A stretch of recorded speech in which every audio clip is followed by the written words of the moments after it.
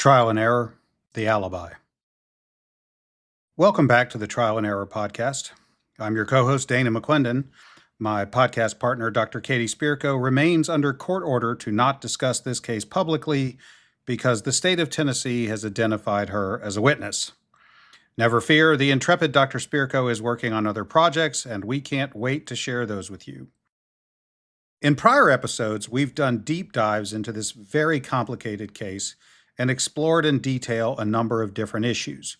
We've taken a hard look at some of the people most closely connected to the prosecution of Zach Adams. It's a lot to digest. So in this episode, I want to drive home one simple fact. 2 innocent brothers have languished for more than a decade in prison for a crime they did not commit. And the more this case is subjected to sunlight, the more inescapable that horrifying conclusion becomes. Today, I will present to you the alibi through Zach and Dylan's own voices that proves that they didn't do it and couldn't have done it. Regrettably, for reasons we have discussed and will continue to explore, this alibi evidence has never been presented in court. Until now.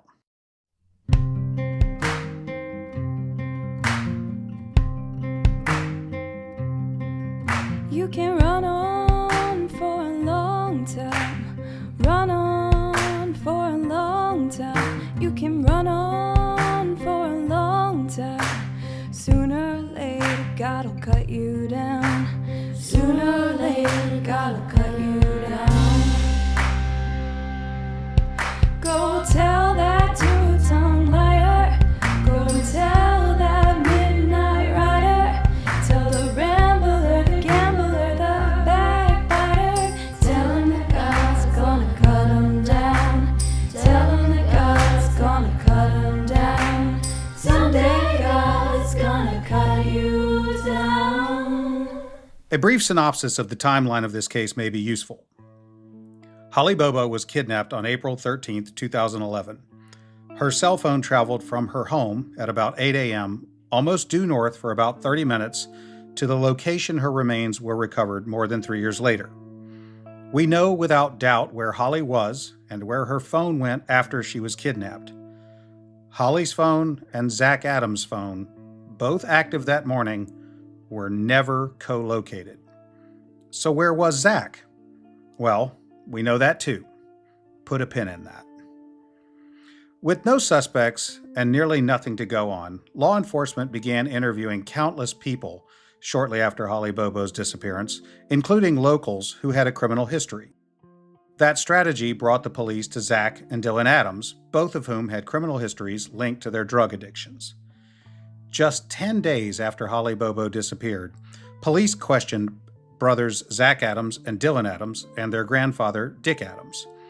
Zach and Dylan told the TBI they were together that morning with Shane Austin, running around in Parsons, including going to a gas station and a grocery store.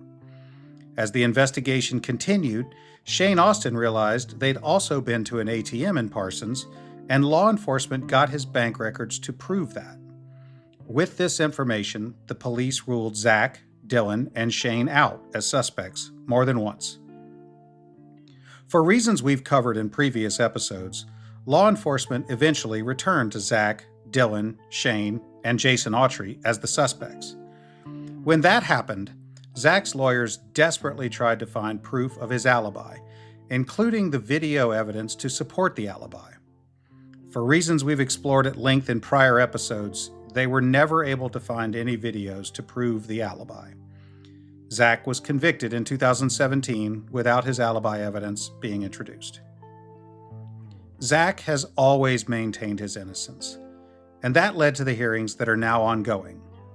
Dr. Spirko came on board with Zach's team to assist, and Zach told her his alibi.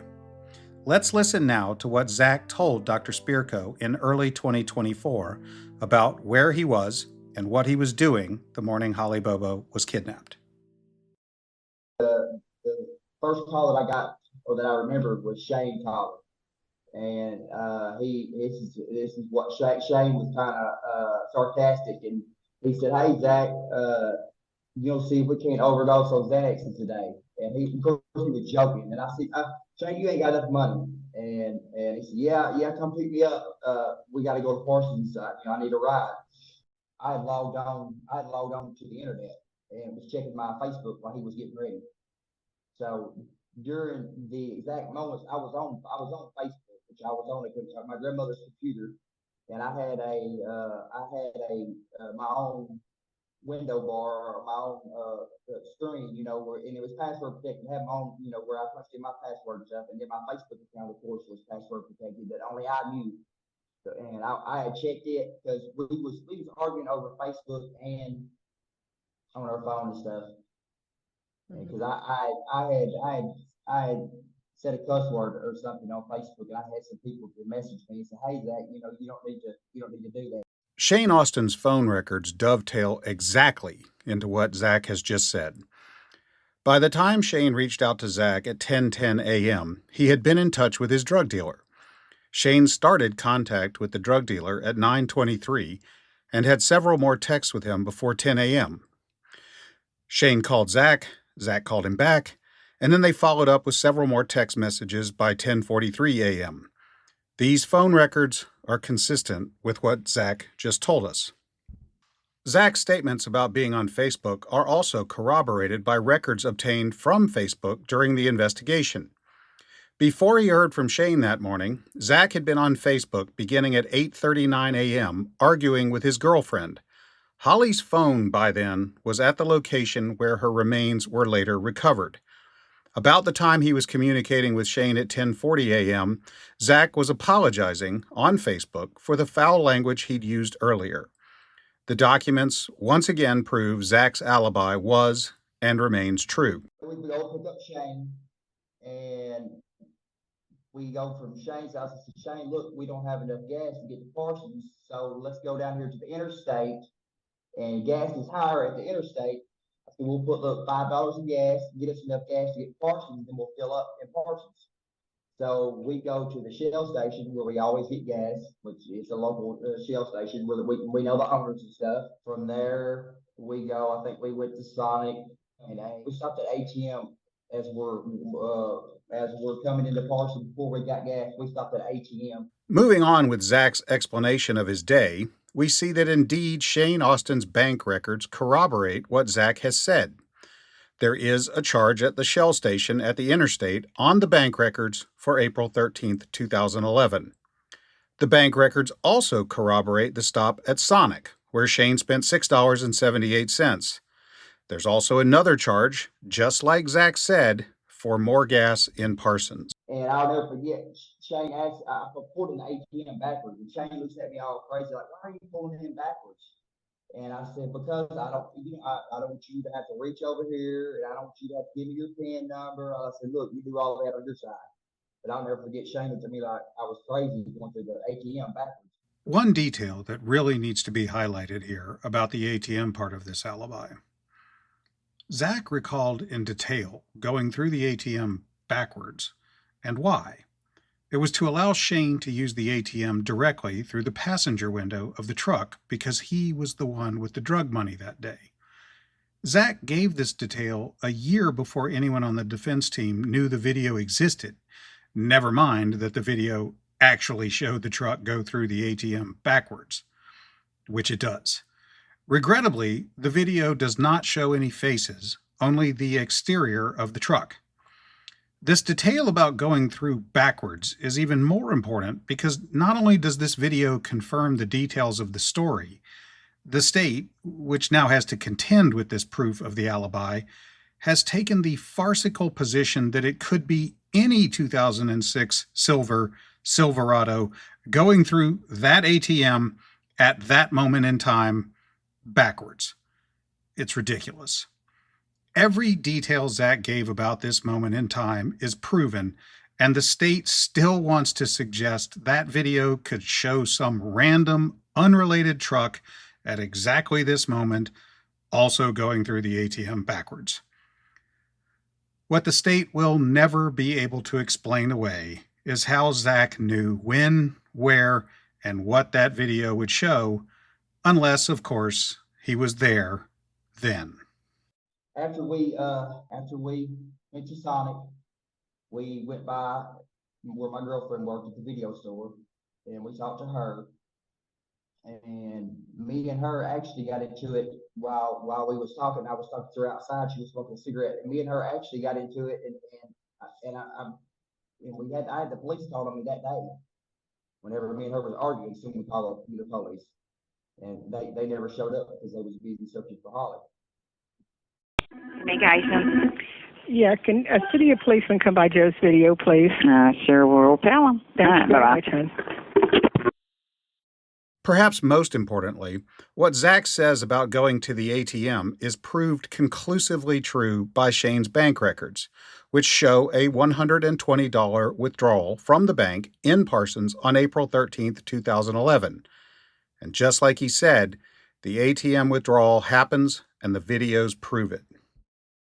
And after fighting on Facebook that morning, just like Zach says, he went to where his girlfriend worked at Joe's video in Parsons, and the 911 call corroborates that event as well.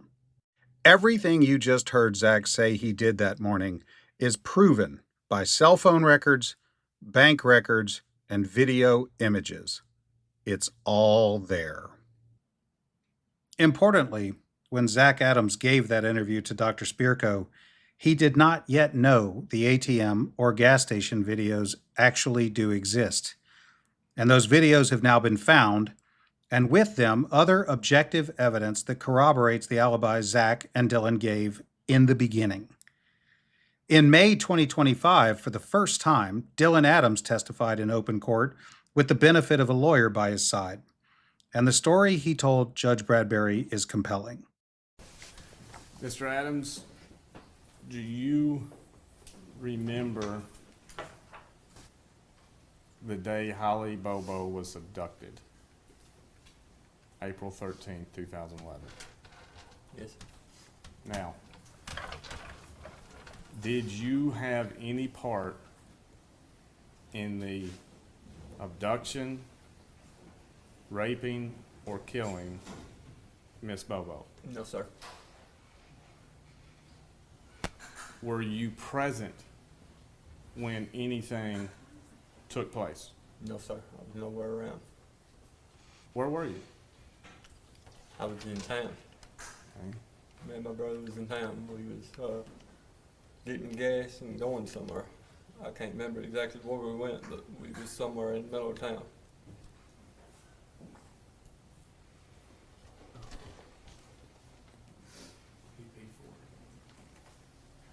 If you can turn behind you.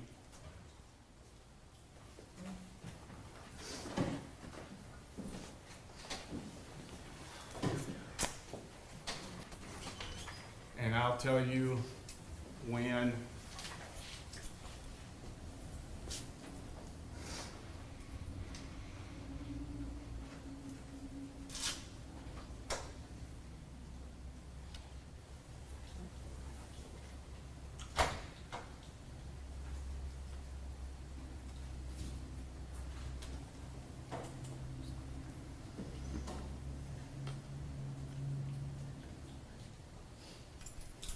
All right, the witness is being shown a video on the overall screen, so.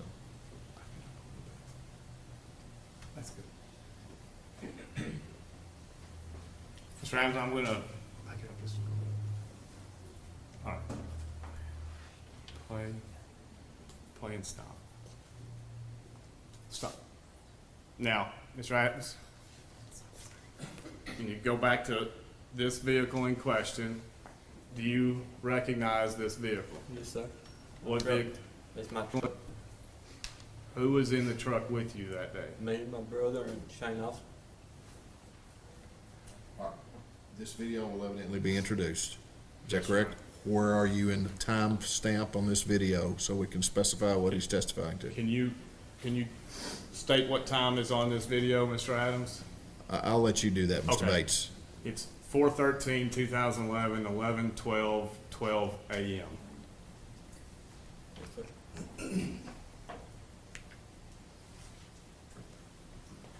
That's you.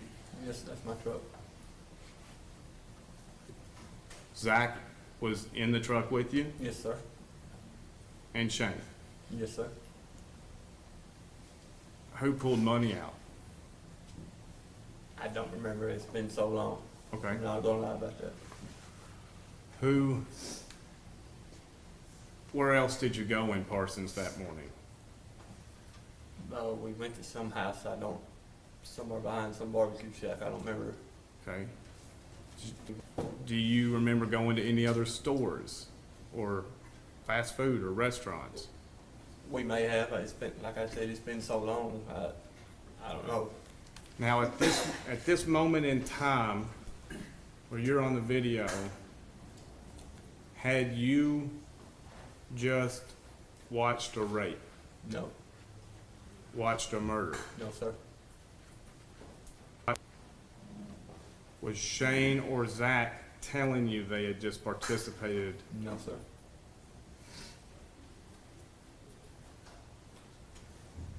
Have you and I ever talked? No, sir. How many times have you seen this video in your life? Till just today. I've never seen it till just today.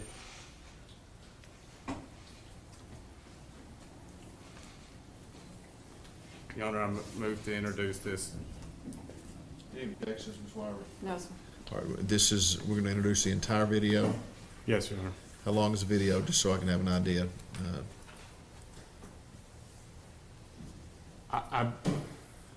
This is the only relevant part in this entire video, is that correct? Sometime around the 12 Yes, Your Honor. a.m. time frame. And we're gonna play possibly more of it with officers to review. Okay. But All right, we'll mark the video as Exhibit 8. It'll be on a separate flash drive. But the still shot that we've been talking about to this point that the witnesses testified to, again, is at 11:12 and 12 seconds. 12 seconds. Okay. And if you can look on the next photo, the next video.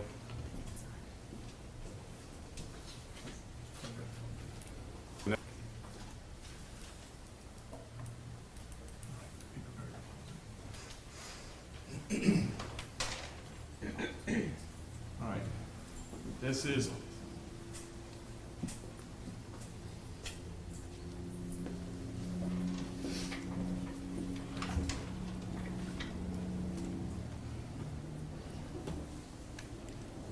at 11:55, 2011, 0413, 11:55.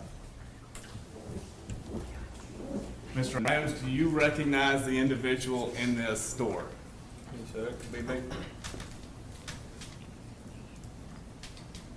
You ever seen this video? Till just today. I've never seen this video till today.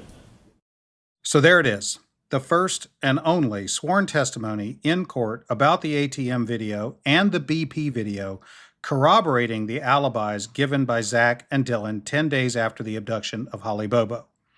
The documents prove the same thing. The alibi for Zach, Dylan, and Shane is established conclusively not later than 11:12 a.m. in Parsons. As we will explore in future episodes, this anchor on the timeline completely destroys the state's case because there is no world in which Jason Autry's trial testimony and this objectively irrefutable alibi evidence can coexist. Autry's timeline cannot be correct according to objective, verified evidence like videos, cell phone data, and documents. Autry was lying, and the state had the evidence in hand to know that when they let him do it. Here's what everything you just heard inescapably proves by objectively verified evidence. You don't have to take anyone's word for this, but what Zach and Dylan have said in this episode is proven by the objective evidence. We know beyond any doubt that at the time Holly and her phone were traveling with her abductor, Zach was at home making plans with Shane and Dylan. When Holly's phone reached the location her remains were later found, Zach, Dylan, and Shane were not there. They were on a different cell tower, miles away, with Zach arguing on the internet and making plans to buy and use drugs with Shane and Dylan. The bank records, the cell phone data, the Facebook records, and the video evidence confirmed every bit of the alibi. This was the story they told days after Holly was kidnapped, and this evidence is why the TBI ruled them out as suspects. We are so far past just decimating Autry's timeline now. What we have put forward here is independent proof of actual innocence.